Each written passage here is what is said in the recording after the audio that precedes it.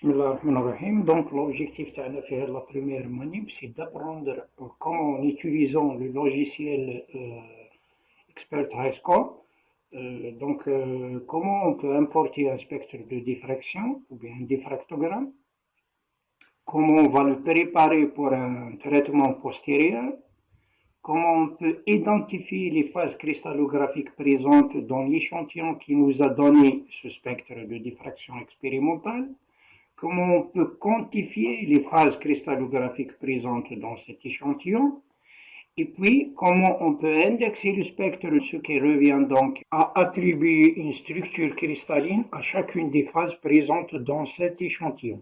Et puis d'affiner les paramètres de Mile de chacune de ces structures afin de faire donc correspondre le spectre théorique de chacune des phases au spectre expérimental que l'on a donc obtenu.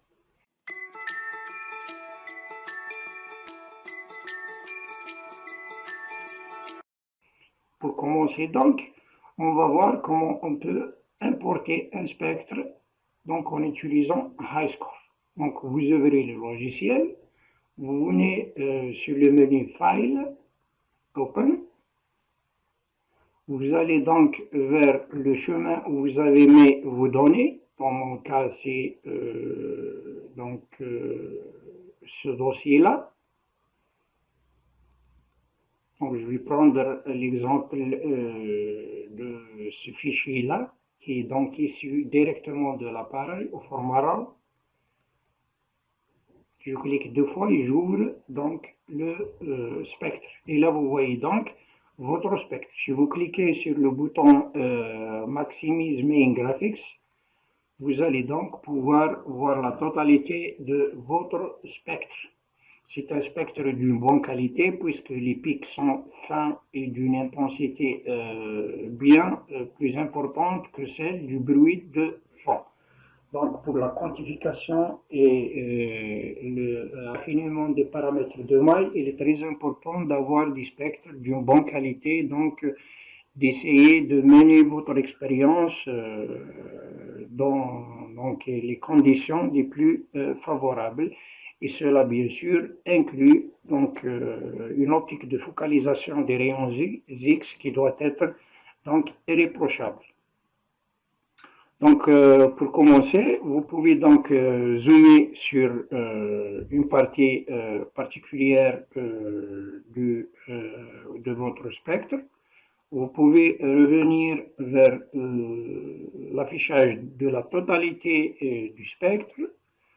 Vous pouvez donc restreindre l'étude de votre spectre à une zone ou bien à un domaine angulaire bien déterminé. Dans ce cas-là, je vais donc, si vous voyez là à la fin du spectre, il y a juste un petit pic qui est coupé. Donc je vais exclure ce dernier pic pour des raisons que je vais donc vous expliquer par la suite. Je vais donc prendre le domaine que je viens de sélectionner. Et pour valider ce choix, je clique donc avec le bouton droit de la souris et je fais Clip Range. Cela veut dire donc exclure les zones qui ne sont pas visibles de l'analyse qui va donc venir après. Alors, la première chose à faire avant de passer à l'extraction des données qui peuvent vous être utiles, donc c'est de préparer le spectre pour votre étude. Donc cette préparation donc commence toujours par la détermination du bruit de fond. Donc ce qui revient en quelque sorte à déterminer une ligne de base pour votre spectre qui va servir de référence pour la mesure des intensités des pics. Ceci se réalise en venant sur le menu Treatment. Vous allez donc trouver la commande Determine Background. Vous cliquez là-dessus et là vous aurez cette fenêtre qui va apparaître. Là vous avez trois modes de recherche du bruit de fond. Vous avez le mode automatique avec deux contrôles qui permettent donc d'affiner la détermination de votre bruit de fond. Vous avez le mode manuel qui vous permet donc de déterminer manuellement les lignes de base de votre spectre. Et vous avez le troisième menu, c'est recherche par pic. Donc, personnellement, je préfère utiliser le mode automatique lorsque le spectre est d'une bonne qualité.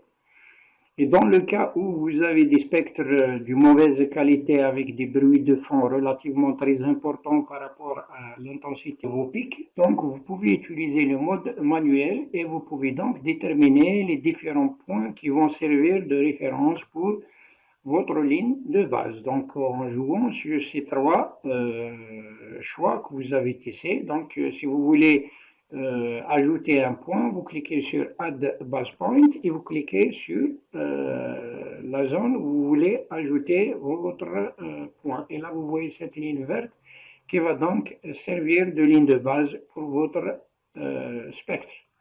Si vous voulez déplacer un point, donc vous n'avez qu'à venir sur Move et là vous pouvez donc déplacer vos différents points. Et si vous supprimez un point, vous cliquez sur Delete et vous faites la même chose. Donc personnellement, je préfère utiliser le mode automatique. Et là, vous avez donc ces deux contrôles qui permettent d'affinir le choix de votre ligne de base. Vous avez donc le paramètre granularité et là c'est juste un paramètre qui détermine le niveau de détail dans la détermination de votre bruit de fond. Si je zoome sur cette partie-là, vous voyez donc la ligne verte ici qui va donc être représentative de votre bruit de fond. Et la ligne en rouge, donc, c'est les données expérimentales que vous avez donc enregistrées réellement. Maintenant, si je change ce paramètre, plus précisément si je le réduis, vous voyez que le niveau de détail va donc augmenter. Si je l'augmente, le niveau de détail va être réduit. Donc, en fait, la granularité représente la distance entre deux points d'inflexion de votre courbe. Et vous savez là que c'est la distance entre deux points d'inflexion est très petite. Cela veut dire tout simplement que vous avez une courbe qui varie très rapidement et qui passe rapidement d'un maximum à un minimum et ainsi de suite. Si maintenant je réduis donc la distance entre deux points d'inflexion, cela veut dire que votre ligne de base va reproduire d'une manière plus efficace les variations du bruit de fond dans votre courbe. Si c'est ce qu'on veut reproduire, mais sans autant que cette ligne de base soit semblable au bruit de fond. Donc, généralement, pour un spectre de bonne qualité, les paramètres par défaut qui vous seront proposés par HiScore suffisent largement. Donc, si je prends le 20 là, c'est largement suffisant. Donc, je vais zoomer out.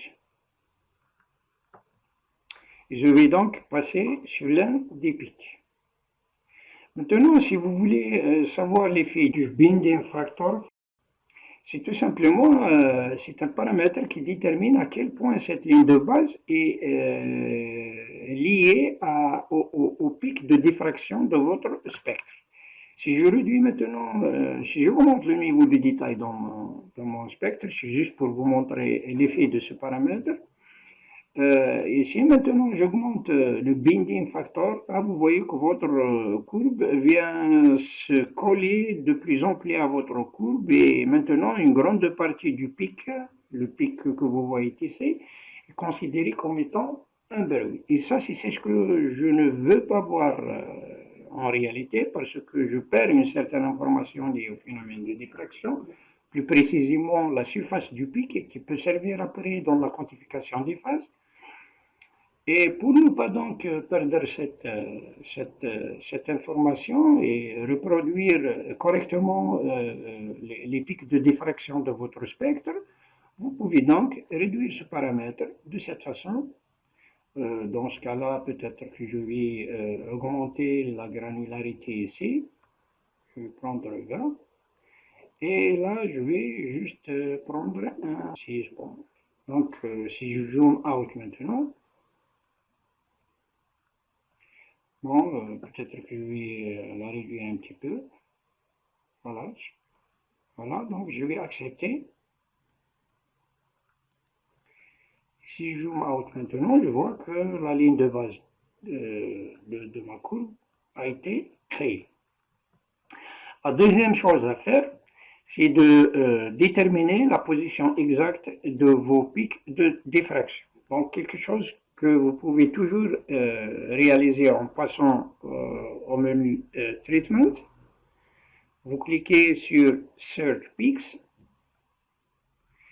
et là, vous devez donc voir cette fenêtre-là. Donc, il y a un paramètre qui est donc le plus important ici, et c'est minimum significance. Les pics sont recherchés en utilisant la méthode de la deuxième dérivée. C'est là où votre deuxième dérivée s'annule, donc ça correspond au maximum de votre pic. Donc, pour le minimum significance, c'est tout simplement, ça vous permet de dire à iScore quelles sont les structures qui peuvent considérer comme étant des pics de diffraction et quelles sont les structures qui peuvent être ignorées et ne pas être considérées comme des pics de diffraction. Je vais vous donner un exemple ici. Bon, si je zoome sur cette zone-là, et si j'augmente, bon, si je prends le paramètre par défaut qui m'a été proposé ici, je fais une recherche, vous voyez que plusieurs structures sont maintenant considérées comme étant des pics de diffraction, mais de faible intensité. Maintenant, si j'augmente ce paramètre-là, que je le mets par exemple 20, vous allez voir qu'il y a des pics qui vont disparaître. Les indicateurs que vous voyez ici sont les pics trouvés par iScore. Remarquez maintenant qu'est-ce qui va se passer. Il y a des pics qui sont complètement disparus. Cette structure maintenant n'est pas considérée comme un pic de diffraction. C'est la même chose. Donc, si vous voulez ignorer certaines structures et ne pas les considérer comme des pics de diffraction, vous n'avez qu'à jouer sur ce paramètre-là. Et c'est le paramètre le plus significatif parmi tous les autres paramètres. Je ne vais pas vous parler des autres. Donc, je vais me contenter juste de vous expliquer l'effet de ce paramètre. Je vais donc prendre un 2, faire Search, Peaks, et je vais zoomer pour vous montrer quels sont les pics, quelles sont les structures qui sont maintenant identifiées comme étant des pics de diffraction. J'accepte maintenant. Et là, vous venez de voir qu'il y a un spectre en couleur bleue qui vient se superposer au spectre expérimental en couleur rouge. Donc le spectre en bleu, c'est le spectre théorique qui va donc reproduire votre spectre expérimental. Vous voyez que la correspondance entre les deux n'est pas vraiment bien. Donc il faut que vous ajustez le spectre en bleu, le spectre théorique, au spectre expérimental. Ceci est réalisé en venant toujours sur le menu Treatment. Bon, je vais juste effectuer un test et vous allez voir qu'effectivement, en allant sur Treatment, Fit Profile, Default, et là vous voyez, remarquez qu'est-ce qui va se passer. Bon, vous voyez que maintenant il y a une procédure d'ajustement du spectre en bleu au spectre en rouge, qui est donc le spectre expérimental. Et vous voyez maintenant que la différence entre les deux vient d'être minimisée. Bien sûr, en faisant cette procédure, il est mieux de la lancer sur la totalité du spectre, puis de raffinir la procédure en divisant votre spectre en zones et en faisant la procédure de la même façon par zone.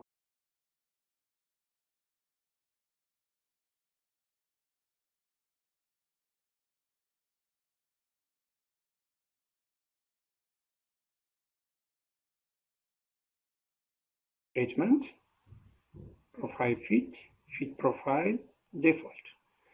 Vous voyez donc l'évolution de cette procédure qui est maintenant lancée sur la totalité de votre spectre.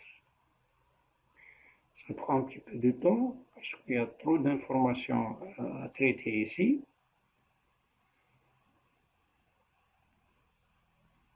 Maintenant, c'est terminé. Je peux recommencer encore une fois.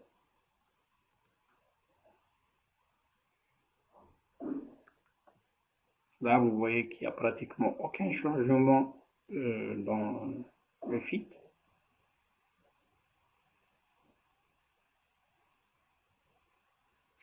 Maintenant, je vais donc refaire la procédure par zone. Et je vais donc zoomer sur cette zone-là.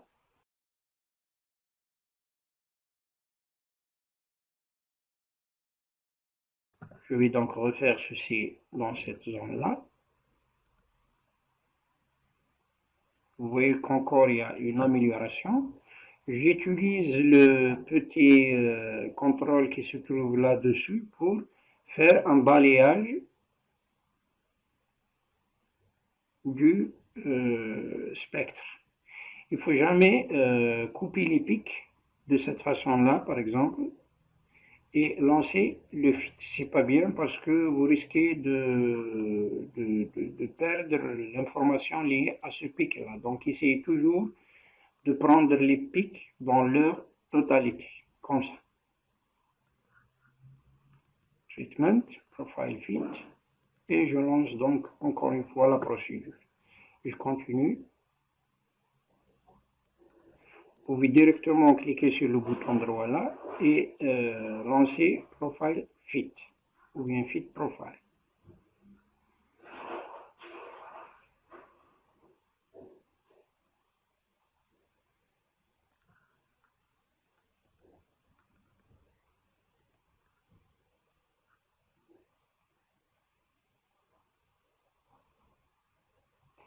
Bon, si vous tombez sur cette situation, vous pouvez zoomer juste comme ça.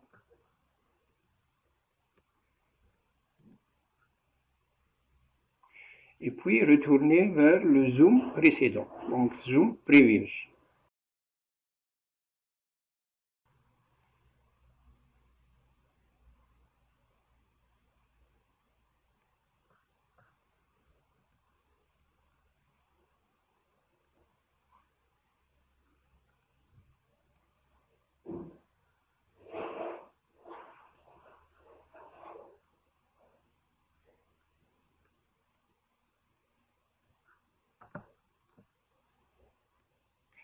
Bon, maintenant, si vous jugez qu'il y a une certaine structure qui est un pic et que iScore n'a pas déterminé comme étant un pic, vous pouvez l'ajouter manuellement. Je vois ici que ce pic-là est légèrement désymétrique dans ce côté. C'est parce qu'il y a un tout petit pic qui vient se superposer à ces deux pics-là. Le pic qui est en ligne continue et qui est trouvé par iScore, c'est un pic qui correspond donc à l'arrêt K alpha 1. Celui qui est en ligne discontinue, c'est celui qui est dû au même plan cristallin, mais c'est à partir de l'arrêt K alpha 2. Maintenant là, il y a un tout petit pic qui vient se superposer à ces deux pics-là, mais que iScore n'a pas déterminé comme étant un pic donc, qui remplit les critères qu'on lui a donnés. Je peux ajouter ceci manuellement en cliquant avec le bouton droit et je fais Insert Pix ou bien tout simplement en cliquant sur CTRL R. Donc Insert Pix et là je peux maintenant ajouter ce pic manuellement. Je clique tout simplement comme ça. Et là, vous voyez donc le nouveau pic qui vient de se superposer aux deux pics qu'on a déjà trouvés. Donc, si je veux sortir du mode d'addition de pics, je clique sur CTRL R et je relance donc le fit encore une fois. Là, vous voyez qu'il y a une amélioration du fit. Je continue donc de cette façon-là.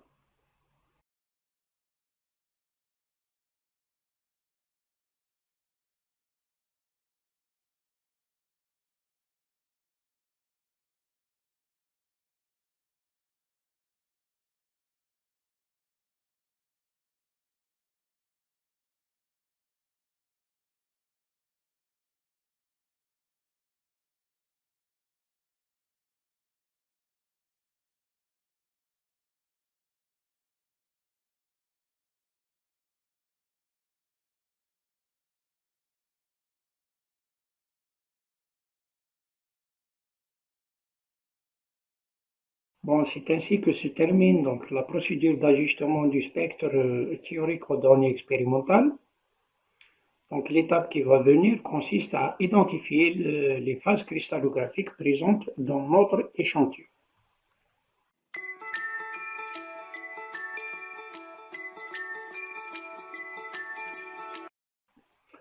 Donc, vous voyez ici qu'il y a une parfaite correspondance entre les deux spectres théoriques et expérimentaux. Bon, maintenant, ce qu'il faut savoir, c'est que pour une substance cristalline, un spectre de diffraction est une sorte d'empreinte digitale. En effet, chose que vous avez déjà appris, c'est que la position des pics est principalement déterminée par la symétrie et les dimensions de la maille et leur intensité est déterminée par la nature et l'arrangement des atomes dans cette maille. La procédure consiste donc à déterminer en premier lieu la position des pics, et puis en utilisant la condition de Bragg, on détermine aussi la distance interréticulaire qui correspond à 6 pics. Chose qu'on a en réalité déjà effectuée lorsqu'on a donc ajusté le spectre théorique au spectre expérimental. Et là, si vous sortez de ce mode d'affichage, donc en cliquant sur l'icône Maximize Main Graphics, si vous venez sur le pick list et en passant sur les indicateurs de la position des pics, vous voyez les pics qui sont ici mais en surbrillance. Donc la position des pics et la distance interréticulaire ont été donc automatiquement calculées par HiScore. Par la suite, l'identification de la phase est effectuée dans une procédure de Search and Match. Si vous voulez rechercher et comparer ces distances interréticulaires à celles tabulées dans une base de données qui contient donc les fiches PDF de toutes les substances cristallines connues donc à ce jour. Contrairement à la méthode manuelle d'identification des phases que vous avez très probablement vue auparavant, ou même aux méthodes classiques connues, HiScore tire profit d'un algorithme élaboré qui ne se contente pas d'une simple liste restreinte de pics qu'on extrait du diffractogramme, mais il attribue une note à chacune des fiches de la base en la comparant au diffractogramme lui-même. Ensuite, les fiches sont classées par ordre décroissant de correspondance et c'est à l'utilisateur de décider si une phase probable est présente dans son échantillon ou non en confrontant la fiche de cette phase au diffractogramme de l'échantillon. Bien sûr, à ce niveau-là, la connaissance de la composition de l'échantillon et des conditions de synthèse peuvent servir énormément à réduire le nombre de candidats potentiels. Et l'avantage de cet algorithme est qu'il offre la possibilité de croiser donc, les connaissances liées à la composition et aux conditions de synthèse aux informations liées au pic de diffraction que l'on extrait après, bien sûr, l'ajustement du spectre de diffraction théorique au spectre expérimental. Alors, techniquement parlant, avant d'effectuer cette phase de recherche et d'identification des phases, on doit s'assurer que la base avec laquelle on veut travailler est bien installée et sélectionnée. Donc, je viens sur Customize, Manage Databases, et là, je trouve toutes les bases de données installées. Dans le cas de cette première manip, je vais sélectionner la base de données PDF2 de 2004 de l'ECDD. Donc, je dois m'assurer que Use est coché. Je sélectionne donc cette case à cocher et là, en dessous, je vois donc quelques statistiques concernant la base de données choisie. Donc, elle contient en effet 163 835 fichiers PDF2 ou bien cartes PDF2. En cliquant sur OK, Cette base maintenant est utilisée pour faire la procédure de recherche et d'identification des phases. Je viens ensuite sur le menu Analysis, Search and Match, Execute Search and Match, et dans le menu Parameters, je dois m'assurer que le mode multiphase est sélectionné si je n'ai aucune connaissance sur la composition de l'échantillon ou bien si je sais que mon échantillon peut contenir plus qu'une phase. Donc, Scoring Scheme, je dois sélectionner multiphase. Dans le cas d'un échantillon monophasé, je peux sélectionner Single Phase. Mais il est toujours préférable de travailler avec multiphase dans le cas où je n'ai aucune connaissance préalable de l'échantillon. Je viens sur le menu Restrictions. Si je n'ai aucune connaissance de la composition ou des conditions de synthèse de l'échantillon, je clique sur Non. Si maintenant je connais quelque chose concernant cet échantillon-là, ben, tout simplement je peux définir des restrictions en choisissant Restriction Set. Donc je dois cocher ici et cliquer sur le bouton Edit Restriction Set. Ensuite, je viens sur Chemistry et là donc je peux définir quelle est la composition de mon échantillon. Donc je clique sur Periodic Table. Je vois le tableau périodique des éléments qui va apparaître ici. Donc je clique sur Select All et là vous voyez le code couleur. Donc le vert c'est All Off, ça veut dire que la phase doit contenir tous ces éléments. At least one off, donc ça veut dire la phase doit contenir au moins un élément de cette sélection. Et puis non off, ça veut dire que la phase ne doit contenir aucun élément de cette sélection. Donc je clique plusieurs fois de cette façon jusqu'à obtenir la couleur rouge pour tous les éléments du tableau périodique. Ensuite, je peux sélectionner les éléments qui m'intéressent. Dans mon cas, je sais que l'échantillon contient de l'aluminium, donc at least one of aluminium, oxygène. Je clique jusqu'à obtenir la bonne couleur sur l'élément chimique concerné. Du fluor, du calcium, du Zn, ou bien du zinc.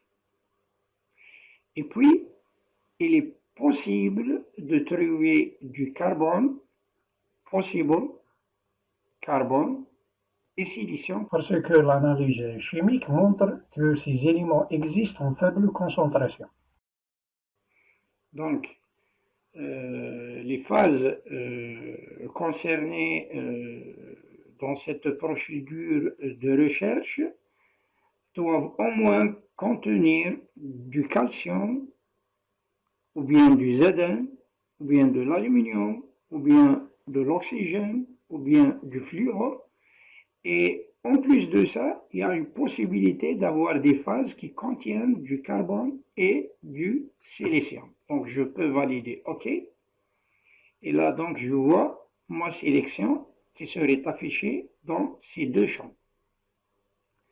Si vous voulez définir d'autres critères concernant la fiche en elle-même, bon, vous avez ici la qualité de la fiche, star, index, blank, et ainsi de suite. On a vu ces codes et la signification de chacun d'eux.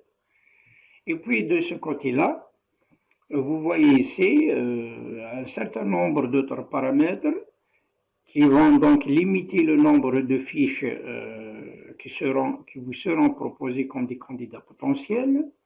En cochant par exemple sur cette option-là, il n'y a que les fiches qui contiennent le rapport d'intensité de référence qui va vous permettre donc d'effectuer une quantification des phases qui vous seront donc proposées.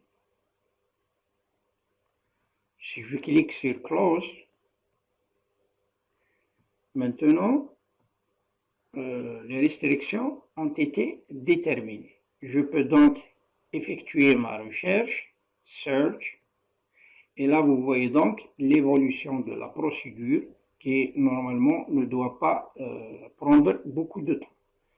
Je clique maintenant sur OK, et là je vois donc qu'il y a une très forte probabilité que l'alumine corindon soit présent dans mon échantillon. Donc vous voyez que le score de l'alumine est relativement très élevé, donc 72.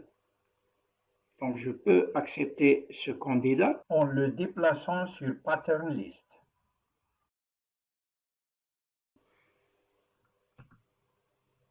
Et si vous voulez maintenant avoir une information sur cette fiche-là, vous cliquez deux fois, vous voyez son numéro, vous cliquez deux fois, et là vous voyez donc les informations de la phase sélection. Donc le nom chimique, ou bien la formule chimique, le système cristallin, le groupe d'espace, le numéro du groupe d'espace, les paramètres de Mine, la densité calculée, la densité mesurée, le volume, la multiplicité de la maille et le paramètre réel qui va vous permettre d'effectuer la quantification des phases. Juste en dessous, vous allez donc trouver la liste des pics dans l'ordre décroissant de la distance interréticulaire. Et en dessous, vous allez donc trouver la fiche qui vous sera affichée sous forme graphique. Si vous voulez sauvegarder cette fiche, vous pouvez donc cliquer sur Save As, choisir l'endroit où vous voulez sauvegarder la fiche en lui donnant un nom. Donc je ferme cette fiche. Vous voyez maintenant qu'il y a un certain nombre de pics qui ont été attribués à cette phase et d'autres qui ne le sont pas. Les pics non attribués seront marqués par ce marqueur noir en dessous de la position du pic. Ce pic maintenant est, bon, si je zoome de cette façon, ce pic-là est attribué à la lumière corindon, celui-là n'a pas été attribué, la même chose ici, la même chose ici, ici, et puis ce pic-là c'est celui de la lumière corindon, celui-là n'a pas été attribué, et ainsi de suite. Donc il reste encore une phase qui n'est pas identifiée, et donc il est très probable que ce soit de l'oxyde de zinc. Je glisse cette phase ici, et là je vois qu'il y a d'autres pics qui viennent d'être attribués, mais il reste encore quelques-uns qui n'ont pas d'homologue dans les fiches sélectionnées. Donc, je vais voir le troisième candidat potentiel, c'est du calcium fluoride. Donc, de cette façon, pratiquement tous les pics ont été attribués. Si je zoome de cette façon-là, vous allez voir que les pics qui ne sont pas attribués ici, c'est dû au fait que ces fiches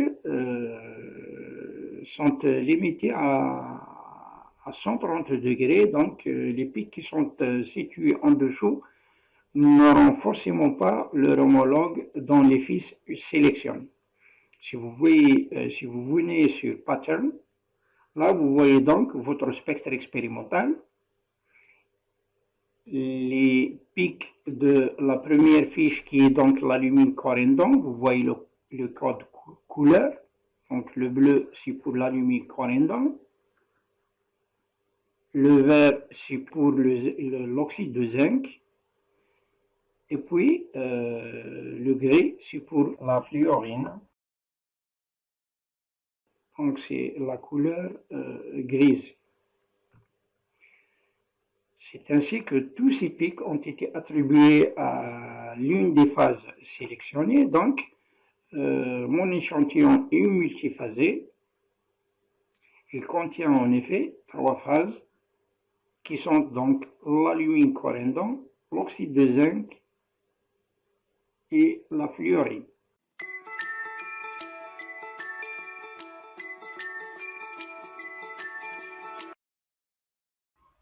Supposez maintenant que vous vouliez savoir quelle est la concentration de chacune des phases identifiées dans votre échantillon.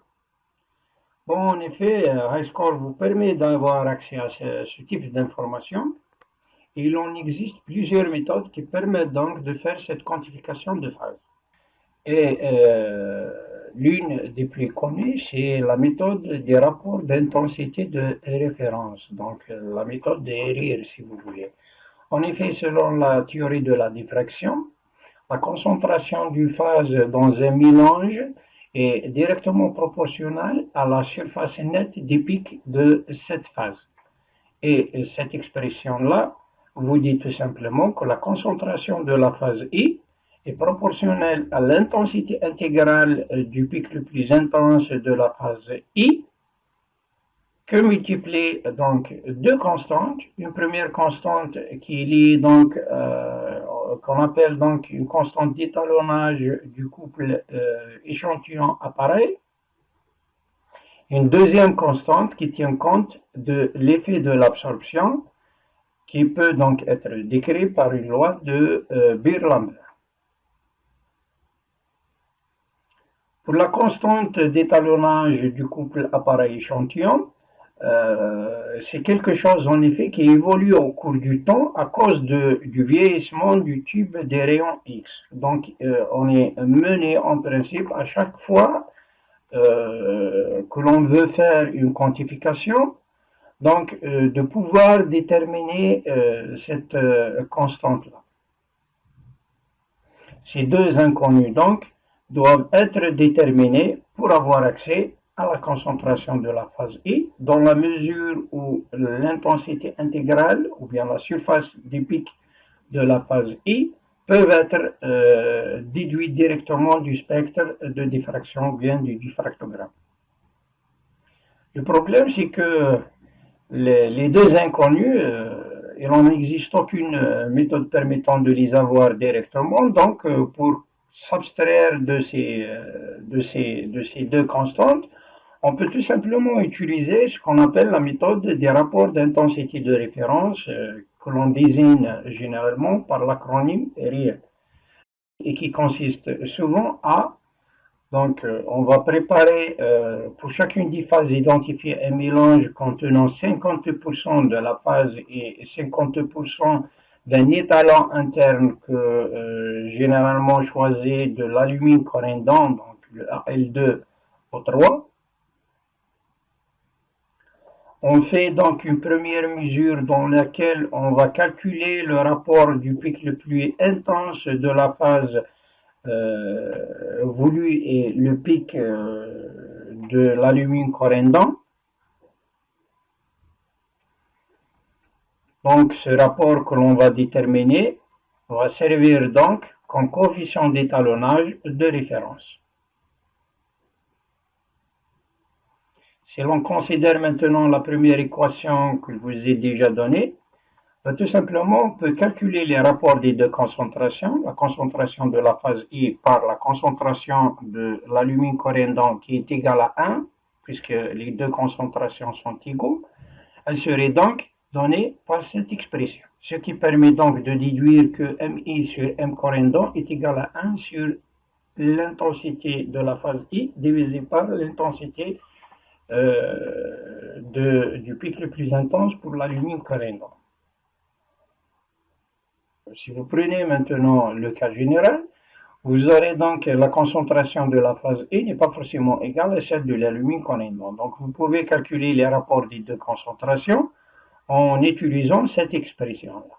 Où donc il y a le coefficient d'étalonnage interne, ou bien de référence, qui figure ici. Si maintenant vous prenez un échantillon quelconque qui peut contenir un certain nombre de phases, Vous pouvez donc calculer les concentrations des différentes phases par un système d'équations dans lequel vous aurez donc besoin d'autant d'équations que de phases dans votre échantillon. Et les équations donc que vous allez utiliser vont donc mettre en jeu les rapports des concentrations de chaque deux phases 2 à 2. Donc vous prenez la concentration de la phase I, vous la divisez sur la concentration de la phase J, et qui serait donc donnée par cette expression. Vous pouvez donc calculer pour chacune des phases, si vous prenez le pic le plus intense, vous pouvez donc calculer les intensités intégrales des deux pics. Donc vous avez le rapport que vous calculez directement du spectre de diffraction et vous avez besoin d'avoir ces coefficients d'étalonnage qui sont généralement déterminés par la méthode qu'on vous a donc donnée précédemment. Sinon, si vous voulez vous simplifier un petit peu la vie et n'avoir qu'une information semi-qualitative, vous pouvez tout simplement prendre les rapports RIR que vous allez donc lire directement des fiches PDF des phases concernées. Et là, je vais donc vous montrer qu'en fait, dans une fiche PDF, cette donnée est souvent, bon, c'est pas toujours le cas, mais il y a des fiches PDF qui vont intégrer ce type d'informations, vous permettant donc de faire une quantification des phases dans un mélange que vous avez donc synthétisé. Si je clique par exemple sur l'oxyde de zinc, et là donc je vais lire, RIR, c'est 5,53. Mais je vous rappelle bien sûr qu'il y a des fiches qui ne contiennent pas cette information et donc ce type de fiches ne seront pas utiles pour une quantification des phases. Et là encore, il faut faire attention. Faire de la quantification de cette façon serait entaché d'erreur parce que les coefficients d'étalonnage des fiches PDF ne sont pas celles qui caractérisent votre couple échantillon-appareil. Donc, il y a une marge d'erreur due au fait d'utiliser les rapports RIR des fiches PDF. Maintenant, dans notre cas, une fois avoir identifié les phages dans notre échantillon, on a accès à la quantification des phases dans la mesure où les fiches sélectionnées possèdent tous ce rapport RIR et c'est quelque chose que j'ai moi-même exigé quand j'ai lancé donc la procédure Search and Match à travers bien sûr les restrictions que j'ai déterminées. Rappelez-vous. Donc si je viens maintenant sur l'onglet quantification, je clique ici et là je vais donc avoir l'information que je cherche. Je trouve en effet que pour mon échantillon, 92% de sa masse, c'est de l'alumine corindon. 6% de sa masse, c'est de la fluorine. Et puis 2% de sa masse, c'est de l'oxyde de zinc.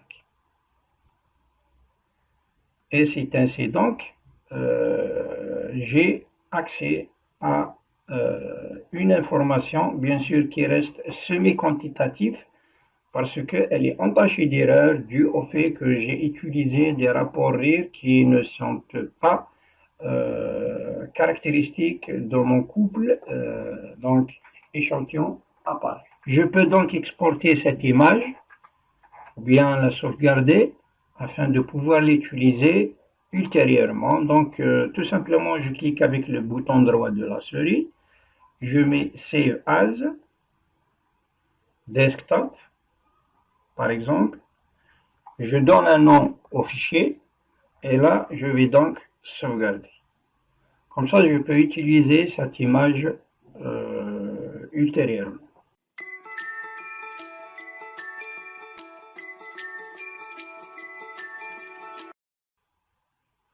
Voyons maintenant comment peut-on indexer le spectre expérimental. Techniquement parlant, cela revient donc à attribuer une structure cristalline hypothétique à notre échantillon à simuler le spectre de diffraction en se référant à la théorie de la diffraction, à ajuster par la suite la position des pics de la structure hypothétique de sorte à coïncider avec les pics observés expérimentalement, et puis à en déduire les paramètres de Maille de cette structure hypothétique. Bon, dans notre cas, la structure hypothétique de chacune des phases probables ou bien identifiées dans notre échantillon est bien connue puisque c'est celle reportée dans chacune des fiches acceptées dans notre cas. Par exemple, pour l'alumine corindon, si je clique sur cette fiche, il y a une section dans le fichier PDF2, donc cristallographic parameters, et là, donc, je peux voir que le système est rhomboédrique. Il est du groupe d'espace numéro 167. Voici les paramètres de Maille. Et c'est ces informations qui vont donc servir à construire la structure hypothétique de cette phase.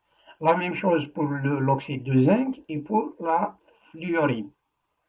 Bon, la procédure avec iScore est relativement très simple. Il suffit premièrement de convertir chacune de ces fiches en phase en cliquant avec le bouton droit sur la fiche voulue. Bon, je fais tout simplement Convert Pattern to Phase. Je fais la même chose avec l'oxyde de zinc. Je converte donc cette fiche en phase. Je fais la même chose avec la fluorine. Donc, de cette façon, donc, j'ai attribué à chacune de ces phases une structure cristalline hypothétique dont j'ai simulé, bien sûr, les spectres théoriques. Maintenant, il reste une chose, à ajuster les spectres théoriques de ces trois phases de sorte à faire coïncider les pics observés expérimentalement aux pics théoriques prédits pour chacune de ces phases hypothétiques, sachant que maintenant, les paramètres de Maille utilisés pour générer les spectres théoriques sont ceux reportés dans chacune de ces fiches. Et bien sûr, comme ces paramètres de Maille ne sont pas ceux de mon échantillon, donc, très forcément, la position des pics du spectre théorique ne vont pas coïncider avec ceux observés expérimentalement dans mon cas. Je dois donc ajuster la position de ces pics afin d'obtenir les paramètres de Maille de mon échantillon. Donc, la procédure s'effectue d'une manière simple en passant donc par le menu Analysis. Je viens sur Cristallographie. Et je clique là sur Refine Unit Cell Parameters. Je commence par l'alumine corindon, qui est donc la phase dominante de mon échantillon. Bon, maintenant, je trouve que iScore a reconnu donc la structure cristalline hypothétique avec laquelle il va démarrer. Et là, vous voyez donc qu'il s'agit donc de celle reportée dans la fiche PDF2. C'est un système rhomboédrique, groupe d'espace. Et puis les paramètres de Maille qui sont montrés dans ce volet-là. Bon, maintenant je peux affiner les paramètres de Maille de cette structure de sorte donc à obtenir un spectre théorique qui va donc se superposer à mon spectre expérimental tout en minimisant donc l'écart type entre les deux spectres. Je clique sur Start Raffinement. Et là, vous voyez que les paramètres de Maille viennent d'être changés. Et maintenant, ceux qui sont affichés là sont ceux de mon échantillon. Donc, je vais valider. OK. Je fais donc la même chose avec la deuxième phase, donc qui serait l'oxyde de zinc. Vous voyez donc qu'il s'agit d'un système hexagonal de groupe d'espace, donc le P63MC, avec les paramètres de Maille qui sont ici, qui sont encore une fois ceux reportés dans la fiche PDF2 que j'ai sélectionné. Donc en cliquant sur Start Raffinement, vous voyez maintenant que les paramètres de Maille viennent d'être changés et ce sont encore une fois ceux de mon échantillon. Donc je refais la même chose avec la troisième phase. la fluorine, et c'est un système cubique du groupe d'espace 225. C'est un cubique à face centrée en effet. Et là, donc, la procédure est terminée. De cette façon, donc, j'ai obtenu, si vous voulez, les paramètres de Mile des phases constitutives de mon échantillon. J'ai fait déjà ma quantification et il me reste juste un petit truc, c'est d'indexer les différentes pics qui figurent sur ce spectre. Là, je veux dire, je vais associer à chacun de ces pics le nom de la phase qui a conduit à sa création et les indices de Miller du plan qui diffracte dans la position observée expérimentalement. Donc, je vais cliquer avec le bouton droit. Je mets là Label Peaks. Je clique donc sur HKL pour afficher les indices de Miller du pic observé. Et je clique sur Chemical Formula afin donc d'afficher le nom de la substance chimique qui a conduit à chacun de ces pics. Donc si je zoome out maintenant, je vois là les informations pertinentes donc, qui vont me servir à identifier le contenu de mon échantillon en termes de phase cristallographique.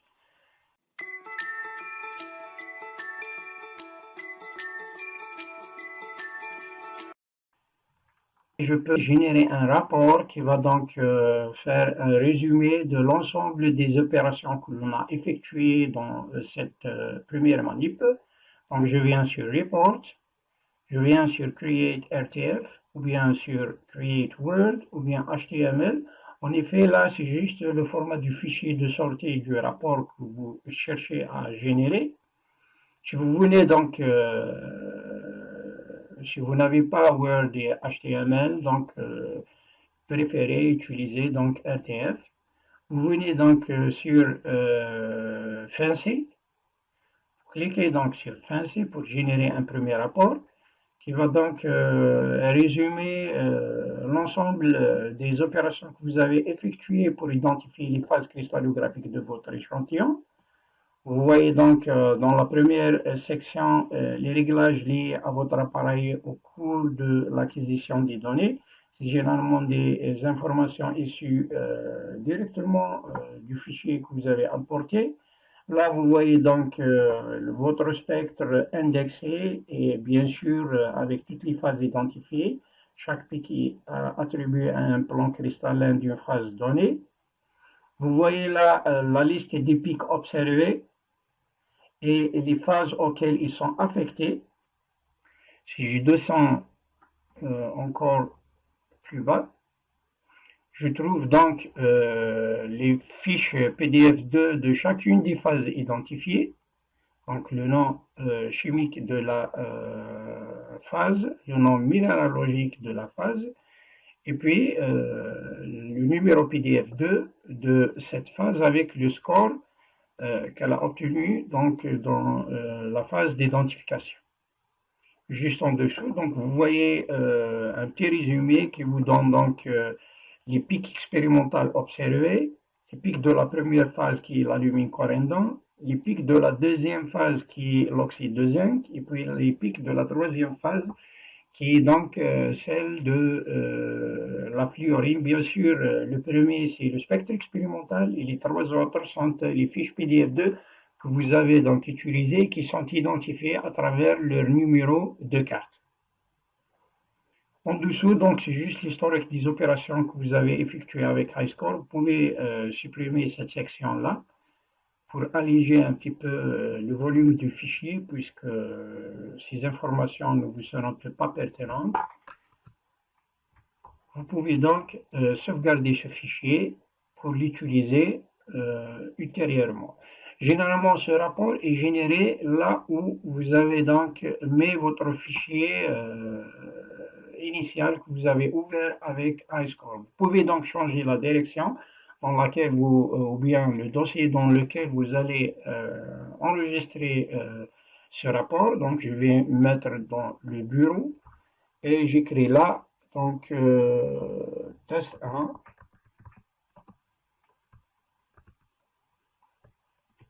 fancy.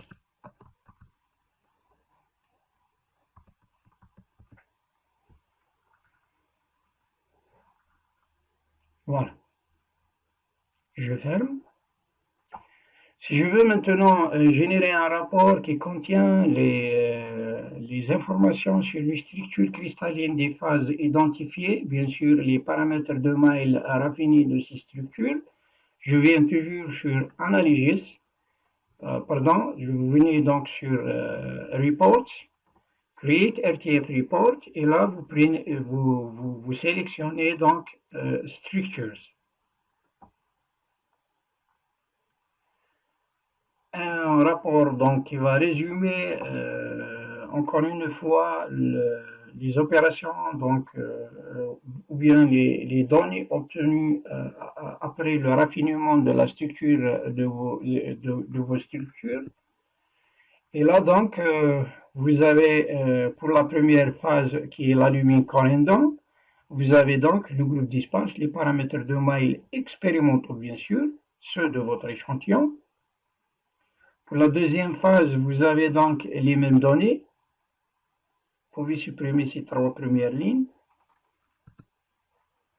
Bon, vous avez donc encore une fois le groupe d'espace et les paramètres de Mail. Pour la troisième phase, la fluorine, donc la même chose. Et vous pouvez donc toujours sauvegarder votre fichier dans un endroit. Vous allez donc l'appeler test. Je vais donc écrire structure.